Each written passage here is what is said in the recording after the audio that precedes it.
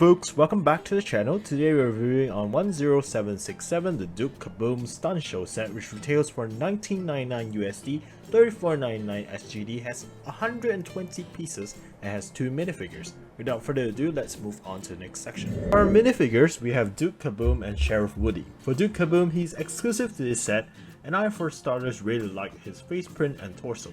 The face print is very comedic and representative of his appearance from the movie, and his torso kind of gives off a nice Daredevil vibe.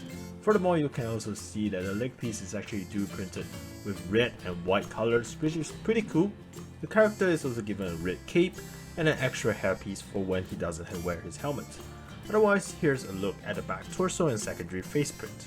As a whole, a very decent minifigure which I appreciate. Next, we have Sheriff Woody, which in contrast is not at all exclusive. He has appeared in most of the Toy Story sets, and he always has the same face expressions and prints, thus there's nothing special right there. However, nonetheless, here is a look at the front, the back, and the secondary face expression.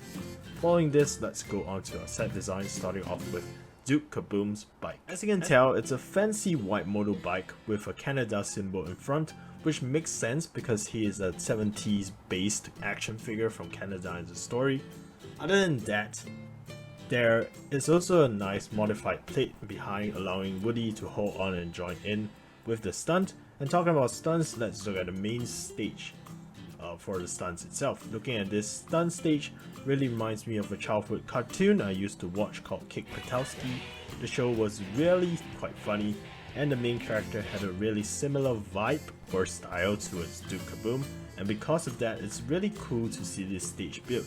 Aside from that little small tangent, going back to this build, I really love what they did with the fire ring of the stage by utilizing this trans orange bricks. It's simple but works really well and makes it realistic. Furthermore, we also have some of these cars and barrels in line as well, a ramp, and the concept is that the Duke is supposed to actually fly past the gap to the other side, past the fire, and yeah, make the stage pretty devilish, isn't it? And also there's this build as well with this large panel print with Duke Caboom on it, as well with being the free advertisement, which is pretty cool. And with everything gone through, I guess I can actually give my conclusion to this.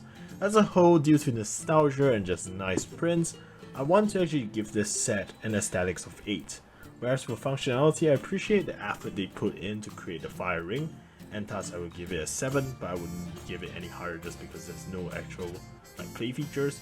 Last for price, it's a little small for $19.99 USD, and therefore I would give it a 6. With the scores tallied, this will be a B grade set. Hope you enjoy, and if you do, please consider subscribing. Nox Lumos and Toodles, bye!